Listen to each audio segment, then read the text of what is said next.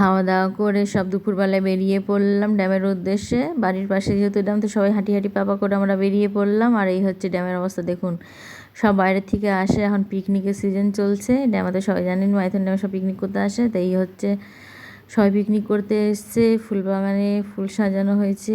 আর এই হচ্ছে ড্যামের ভিউটা, এটা গেটের সাইডটা, যেখানে ড্যামের গেট জল ছাড়া হয়, তো এই সাইড থেকে নেওয়া হয়েছে। তারপরে আমরা এই রাস্তা দিয়ে, জঙ্গলের রাস্তা দিয়ে উপরে উঠে গেলাম। উপরে উঠে ওখানে বোটিং দেখলাম, বোটিং হচ্ছে। সবাই তো ভেবেছিলাম যে করব, কিন্তু নট অ্যালাউ ছিল, সন্ধ্যা হয়ে গেছিলো। আর সত্যি কী ঠান্ডা, কী ঠান্ডা, আর এক তো সাঁতার জানি না তার মধ্যে, তো সবাই বারণ করলো যেতে, আর কেউ গেলামও না যেহেতু বাচ্চারা ছিল। তারপরে আমরা এখানে একটু পেট পুজো করে নিলাম। রাজকচুরি সত্যি ভালো বানিয়েছিল, দুর্দান্ত বানিয়েছিল। বাস তারপর কি খাওয়া দাওয়া করে আমরা বাড়ি চলে এলাম। তাহলে চলুন নেক্সট ভিডিওতে আপনাদের সাথে আবার দেখা হচ্ছে, অন্য কোনো ভিডিওতে, অন্য কোনো ব্লগ নিয়ে। এখনকার মতন টাটা।